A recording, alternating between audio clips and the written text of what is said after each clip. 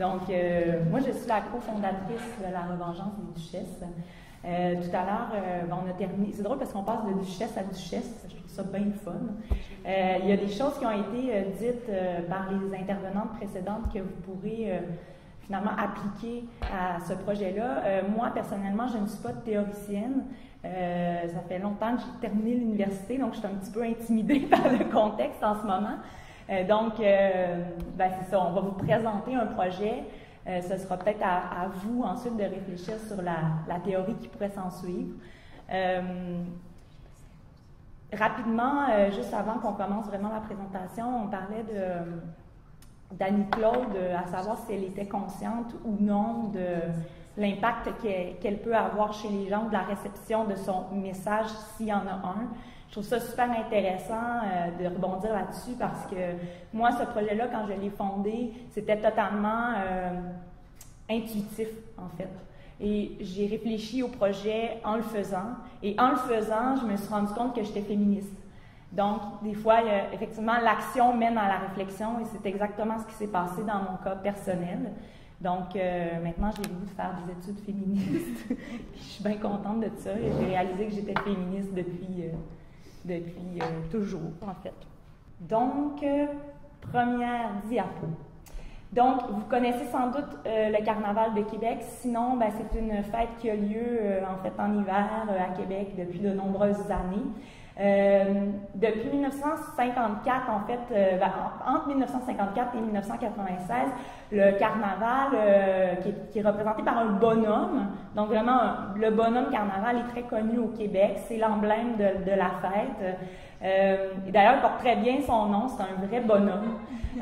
Il était entouré en fait de son harem, donc qui était constitué des duchesses du carnaval.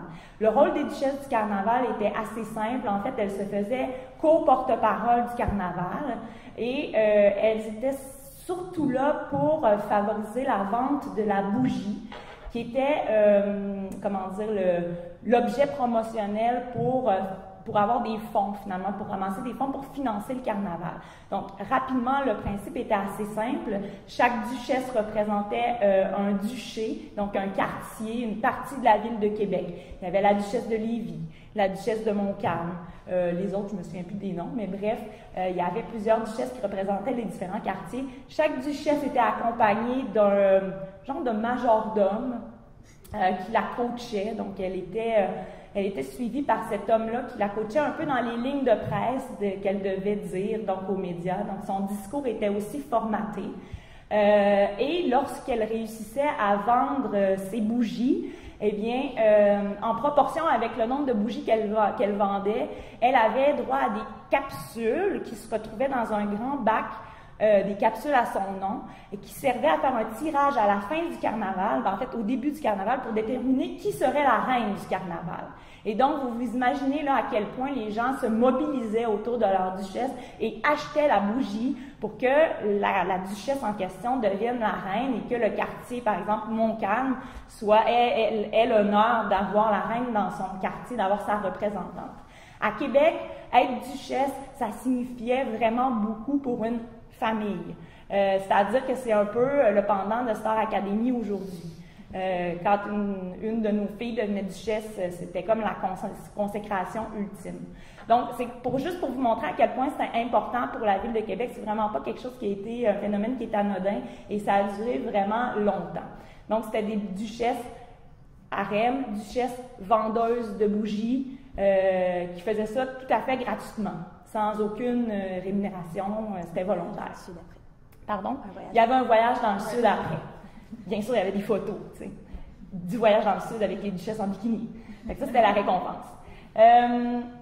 Finalement, c'est ça. C'est sûr qu'au cours des années, dans les années 70, plus 80, il y a certains mouvements qui se sont soulevés contre, finalement, cette formule-là d'avoir les duchesses du carnaval.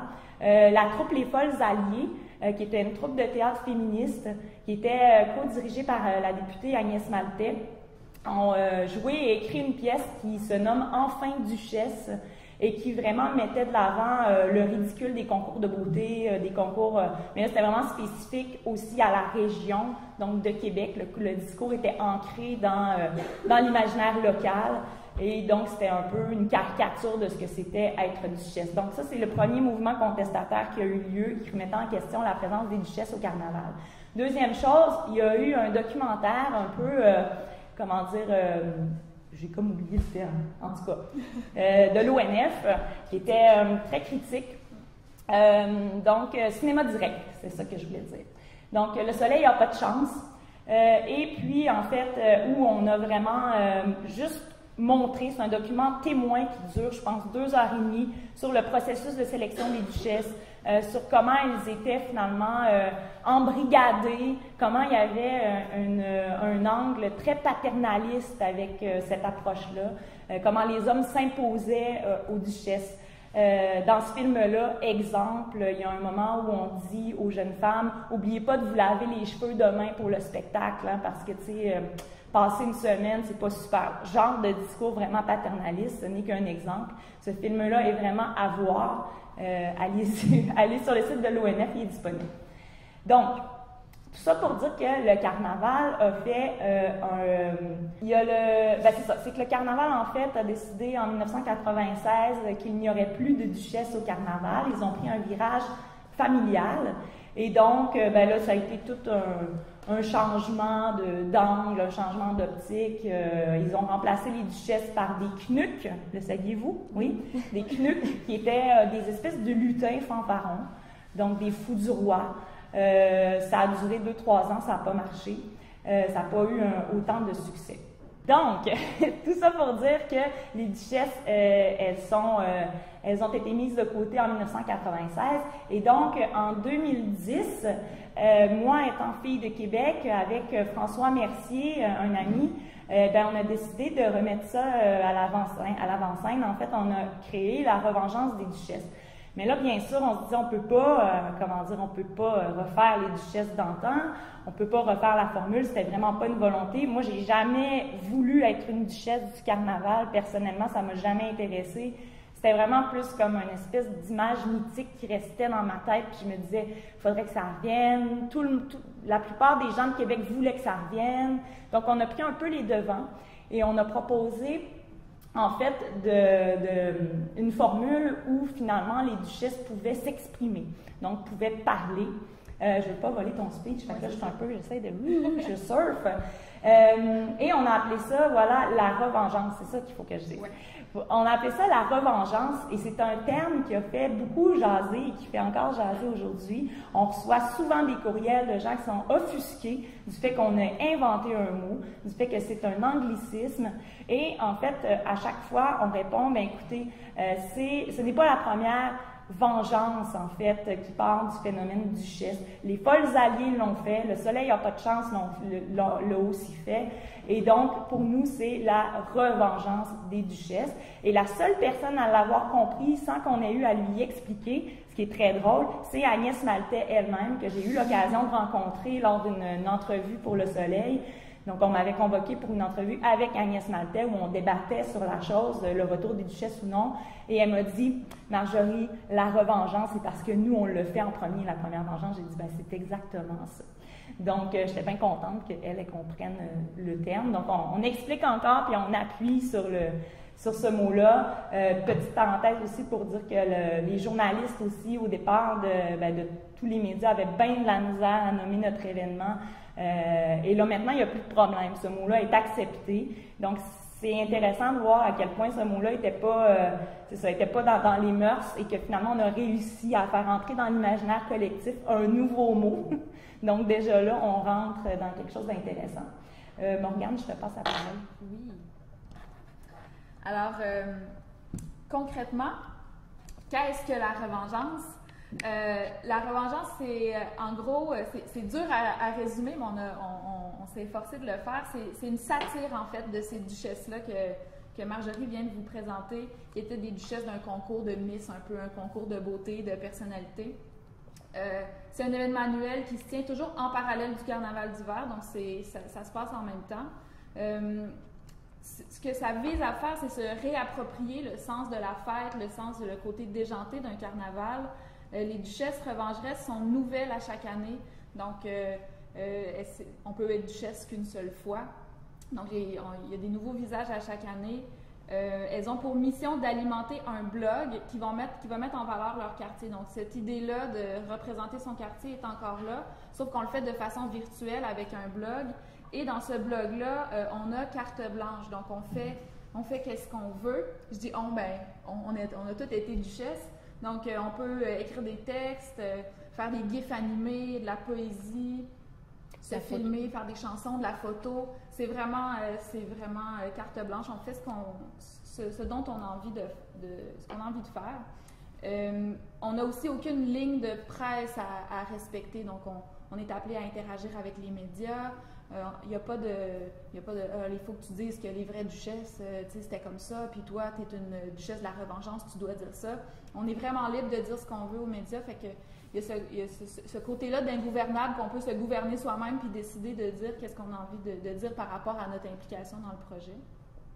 Et depuis sa fondation, en 2009, il y a eu 7 revengeances des duchesses, donc c'est en tout 57 femmes et 4 hommes qui ont revêtu le titre royal de duchesse de la revengeance. Et à côté, on a une des photos des campagnes promotionnelles. Dans le fond, on ne dévoilait pas tout de suite c'est qui la duchesse. Fait que là, on les cache avec leur foulard d'hiver et leur grosse tuque. Puis, voilà, chaque année, c'est comme ça que ça fonctionne. Donc, la force de la revengeance par rapport peut-être à la subversion, tout ça, c'est vraiment l'espèce de message de on existe l'une par l'autre parce qu'on est un groupe, on devient duchesse, mais l'individualité de chaque duchesse, c'est la force du projet, c'est ce qui fait que le message passe, parce qu'on est un groupe qui se contredit parfois entre nous, parce qu'on est un groupe qui sont à la fois ont un message commun, mais leur message individuel aussi. Donc, ça se transmet par les photos. Vous voyez qu'on se réapproprie beaucoup, dans toutes les photos, vous allez voir beaucoup l'espèce de la sérialité des filles en série ou des filles et des gars en série un peu, mais on se les réapproprie en utilisant les grimaces, la soude d'hiver des années 90, One Piece. On va utiliser un peu les codes pour les déjouer. Je vais en reparler un petit peu plus tard de ça. Dans ce qui est de la sélection, contrairement aux duchesses du vrai carnaval, nous, on sélectionne 100 photos sans limite d'âge. Donc, ce qu'on reçoit, c'est un texte. Puis, suite à ce texte-là, on décide de qui on veut comme duchesse, tout ça. On se retrouve avec des hommes, des femmes de tout âge. On a eu, je pense que notre duchesse... 66 ans. 66 ans, notre duchesse la plus âgée. Cette année, on a eu une duchesse qui était atteinte du syndrome de Down, donc trisomique. On a eu des duchesses hommes. On a eu une drag queen comme duchesse. Donc, il n'y a vraiment aucune limite là, à ce que, en fait, la personne est ce qu'elle est. Et nous, on prend ce qu'elle est, finalement, dans son entièreté. Comme je vous disais... c'est ça, la diversité des opinions, des modèles de femmes qu'on présente est vraiment ce qui fait la force de notre message subversif. Je m'étais écrit en note casser le moule, mais je pense qu'en fait, ce qu'on fait, c'est pas de casser le moule, c'est qu'on prend le moule et on l'étire au maximum pour qu'il inclue le plus de femmes et d'hommes possible, dans le fond, dans ce moule-là de la duchesse. Tout le monde peut devenir une duchesse avec la revengeance, puis c'est ce qui fait la force du projet. Donc, on offre des modèles de femmes articulées qui s'expriment, qui ont des grandes gueules, qui, on parle d'un blog pour promouvoir son quartier, mais en fait, c'est pas non plus ce qu'on demande nécessairement aux femmes. Une femme pourrait devenir duchesse, détester son quartier et ne faire que le blaster pendant... C'est arrivé. C'est déjà arrivé, on a déjà eu des textes. C'est magnifique. On pouvait ne pas aimer son quartier et décider d'en faire un blog pendant 2 semaines sur tout ce qui fonctionne pas. On lui donne l'espace. On a eu une femme, entre autres, qui a critiqué... un commanditaire. Un de nos commanditaires a été critiqué par une des duchesses. On a laissé le texte. Le commanditaire a compris. Il a dit, c'est normal, vous êtes dans la subversion, on va laisser le texte. Puis on l'a laissé en réfléchissant, bien sûr, à ce que ça pouvait avoir comme répercussion. Mais on s'est dit, ce qu'on veut dire est plus important que ce que le commanditaire peut nous amener. Donc, ça, c'était un bel exemple d'ingouvernance. Oui, quand on parle beaucoup de par l'action, c'est dans des objets dans des sujets comme ça où est-ce qu'on va vraiment aller dans l'ingouvernance avec la revengeance. Pourquoi est-ce qu'on fait ça? Bien, juste se rappeler, c'est quoi un carnaval? Bakhtin va nous dire que le carnaval, c'est une fête empreinte de liberté qui permet la dérision et la contestation de l'ordre social. Pour nous, à la revengeance, c'est important. C'est quelque chose, on va en reparler plus tard, mais on a peut-être l'impression que le vrai carnaval, c'est un petit peu édulcoré, qui est devenu un peu quelque chose d'autre. Un carnaval, à la base, c'est quelque chose qui conteste l'ordre établi, qui est déjanté. Puis la revengeance des duchesses veut un peu se réapproprier cette idée-là de ce que c'est un véritable carnaval. Et donc, ça donne lieu à toutes sortes de... Ici, on a une photo d'une performance. Donc, c'est pas exclusivement sur le blog. Elle est là, la performante. Mais c'est pas exclusivement sur le blog. Il y a aussi des activités en vrai, là, avec les gens et tout ça. Donc, c'est de ramener cette idée-là, puis de ramener aussi l'idée de la fête populaire, la fête pour tout le monde. Toutes les activités que la Revengeance organise sont gratuites. Donc, il y en a qui sont pour les enfants, il y en a qui sont pour tout le public. Donc, c'est cette idée-là de la réappropriation. Réappropriation, justement, en fait, ici, on n'a pas cité, mais c'est Anne-Florence Bisson, qui est étudiante en anthropologie. Je pense qu'elle est rendue au doctorat maintenant, mais à ce moment-là, elle est à la maîtrise, qui a fait un essai sur le carnaval et particulièrement, en fait, en partie, en fait, une de ses parties de son essai était sur la revengeance, puis comment est-ce qu'on s'inscrivait avec l'ensemble d'une programmation qui s'appelle le Carnaval Off dans la réappropriation de la fête, puis comment est-ce que finalement la revengeance, devient... Le carnaval est censé se moquer du pouvoir établi. On pense entre autres au Palais du Bonhomme qui est en face du Parlement à Québec. Puis comment finalement c'est plus vraiment ça, mais que finalement c'est nous qui va utiliser, on va se moquer du carnaval qui se moque plus assez du pouvoir finalement, donc qui va finir par représenter le pouvoir à force de s'en moquer, a fini par le représenter. Donc nous on reprend ce chapeau-là de se moquer du pouvoir et tout ça. On réutilise les codes vraiment royaux, là. On a tous des diadèmes. On s'appelle les duchesses, on a des diadèmes. On fait une activité qui était très populaire dans le temps des duchesses, c'était la tournée des Grands-Ducs. Je pense qu'il existe encore. Ça existe encore? C'est les vraies duchesses? Oui, la tournée des Grands-Ducs. Les vraies duchesses ne faisaient pas de tournée. Non, en tout cas, elles ne buvaient jamais. Non, mais dans le carnaval, il y avait la tournée des Grands-Ducs, la tournée des bars, qui était comme une activité là, qui était organisée, et qu'on réutilise. Nous, on fait une tournée des duchesses à chaque année, des grandes duchesses des bars de Québec. On a un couronnement, évidemment, donc nous autres, on se réapproprie vraiment ces codes-là. À plus large échelle, on se réapproprie aussi, on organise un lancement à chaque année dans lequel on utilise un peu la formule concours de talent là, qui peut être un peu des spectacles de Miss. Là. Donc on se réapproprie ça aussi, on va le détourner pour en faire une activité. C'est plus drôle que d'autres choses. On a une animatrice, Christina, qui est très trash et qui va jusqu'à insulter les duchesses sur scène et qui traite de plot, tout ça, là, si elle veut. Elle va vraiment dans tous les sens parce que c'est elle est comme ça. Puis un de nos moyens de financement, c'est pas un moyen majeur, mais tout de même, moi, je trouve important de le mentionner. Autant les duchesses vendent la bougie du carnaval, nous, quand on a pensé à qu'est-ce qu'on pourrait vendre comme objet promotionnel, ça nous est apparu évident, on vend le briquet. Parce que nous, on est là pour allumer les feux, pas nécessairement, on n'est pas la petite bougie qui brûle tranquille, là. Donc, c'est pas notre rôle. Donc, on se réapproprie un peu le code encore sans, c'est ça, c'est pas, on fait pas de la vente à pression avec ça, vraiment, mais, donc, nous, c'était comme clair que le briquet était... l'objet qui représenterait un peu la revengeance, puis ce que ça veut représenter dans le monde de la duchesse, qui est un symbole fort à Québec. Puis cette année, on a eu une exposition au Musée national des beaux-arts du Québec, où nos briquets, dans le fond, l'historique de tous les briquets qu'on avait vendus était exposé, entre autres, là, parce que ça devient finalement marque de culture. Est-ce que tu veux que je change la... Oui. La en images, c'est aussi des images qui vont représenter un peu ce qui est détournement, réappropriation. Donc, cette année, de plus en plus, on se permet d'y aller dans la subversion parce que les décisions prises par le carnaval ne nous conviennent pas toujours, donc on se permet de critiquer fort. Donc, on utilise toujours une espèce d'esthétisme. Puis, quand je parlais tantôt de l'assaut, tout ça, d'esthétisme, de la duchesse très... ça aurait été une très belle duchesse dans les dernières années, là, qu'il y avait des duchesses au carnaval. Mais on va pour le détourner, pour en rire. Cette année, on a eu un don de 2 têtes de bonhomme.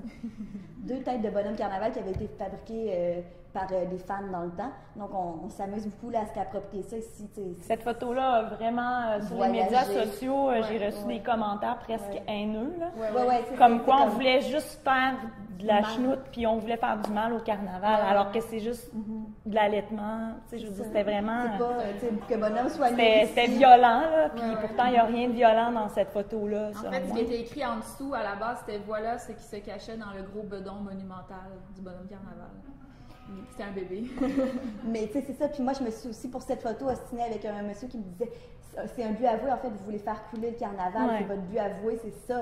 Vous devriez l'avouer, arrêtez de le cacher, vous n'êtes pas là. Vous êtes là pour ça, pour nuire au carnaval. Parce que ça fait nuire au carnaval. Donc, c'est pour ça qu'on existe encore pour des commentaires comme ça, parce que pourquoi est-ce qu'une femme qui allait fait nuit au Carnaval de Québec, ça devrait pas. Oui, mais en fait, c'est que c'était l'attachement à bonhomme. Il y a vraiment un attachement comme un peu irrationnel au bonhomme Carnaval. C'est comme, vous avez utilisé la face de bonhomme sans le demander au Carnaval. N'avez-vous pas honte? Donc, c'était un petit peu ça, là, qui avait aussi fait couler de l'encre. Puis nous autres, on en fait. Le fait d'avoir fait aussi des grimaces dès le départ en 2010 chez les duchesses, les vraies duchesses du Carnaval, ça a vraiment fait scandale. C'est-à-dire que ça, là, ça fonctionnait pas. C'était vraiment nuire à l'image de la duchesse conventionnelle. Là, on arrivait avec « Mais pourquoi vous faites des grimaces?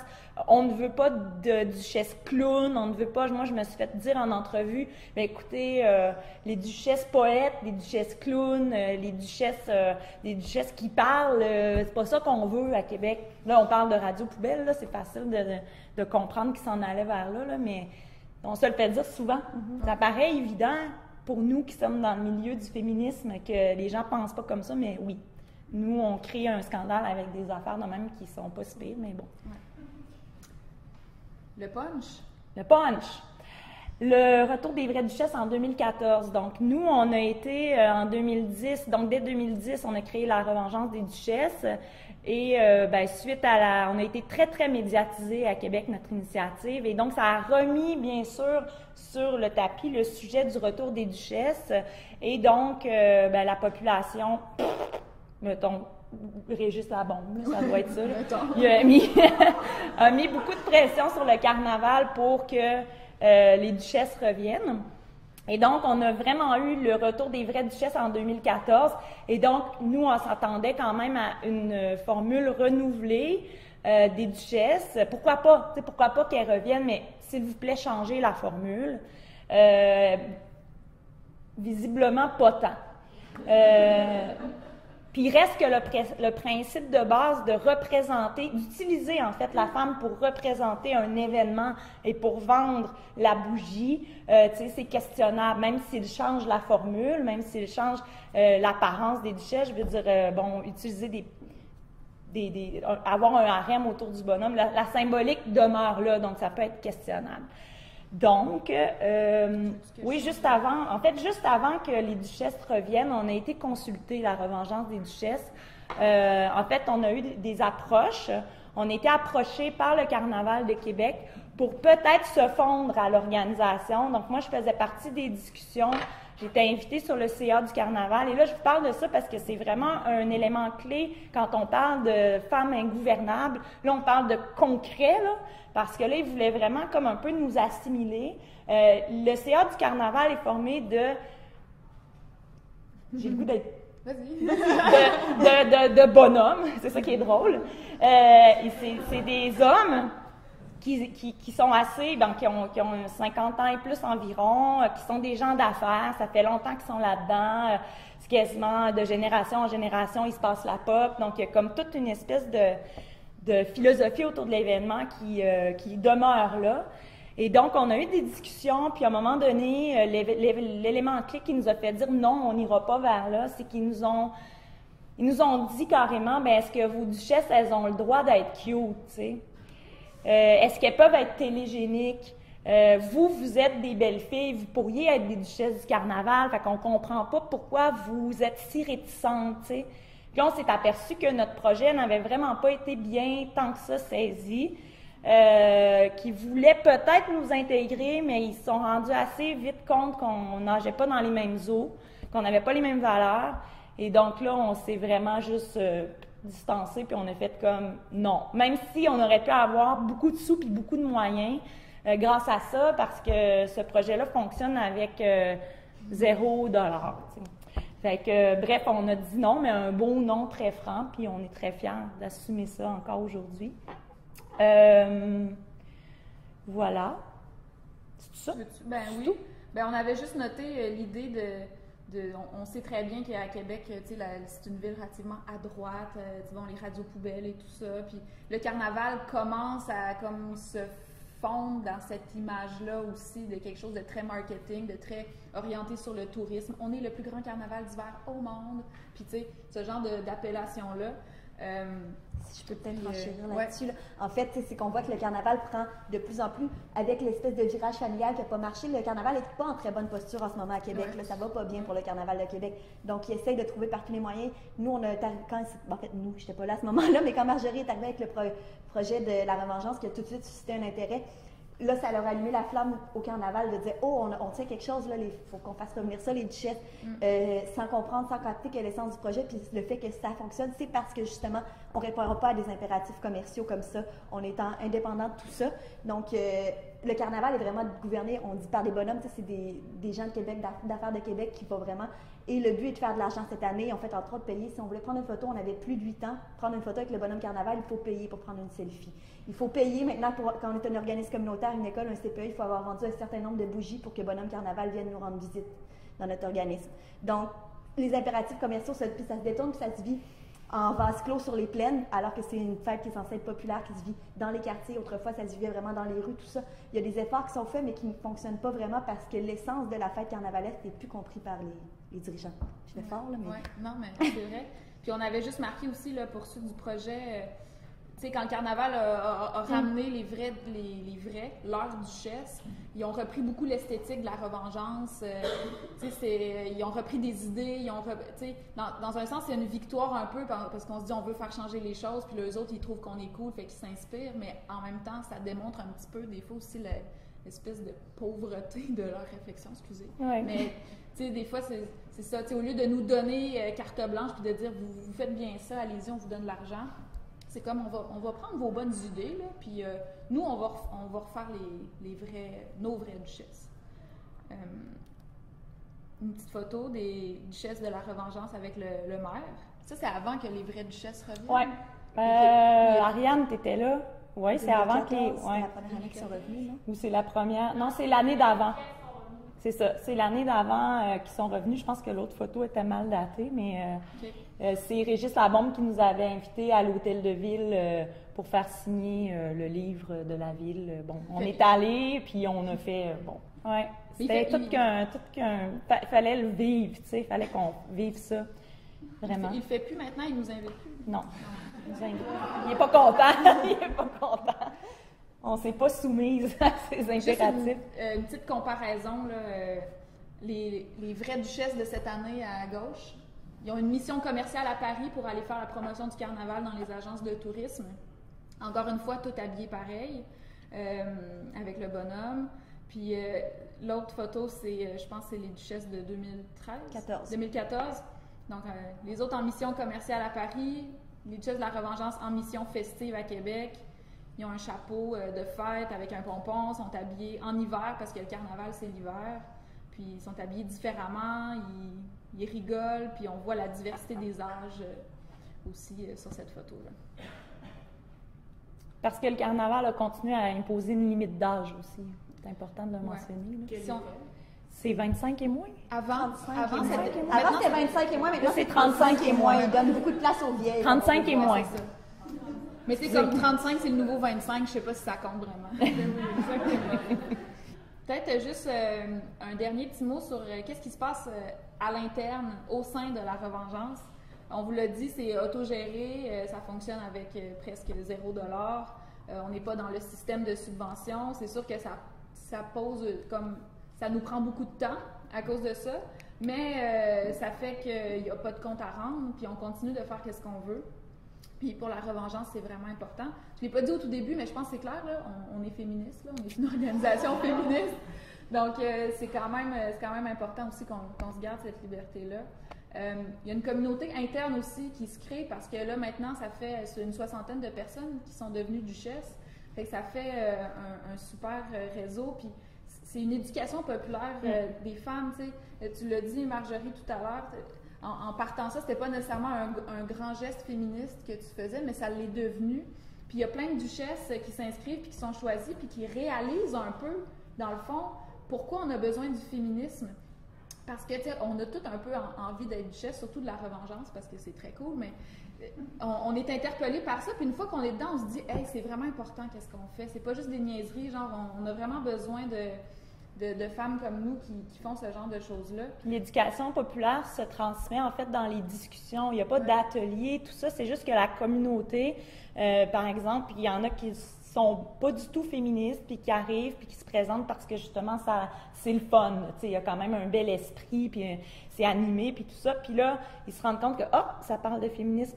Marjorie vient de faire une entrevue avec tel média, puis elle a parlé de féminisme, pourquoi? Puis ça se fait tout en douceur. Donc, je pense que c'est une belle façon, finalement, de les amener à se conscientiser. En tout cas, ça marche pour plusieurs. Puis on a, au contraire, des femmes qui sont d'un féminisme beaucoup plus revendicateur, qui embarquent là-dedans pour ça. Donc, il y a une confrontation des idées, nécessairement.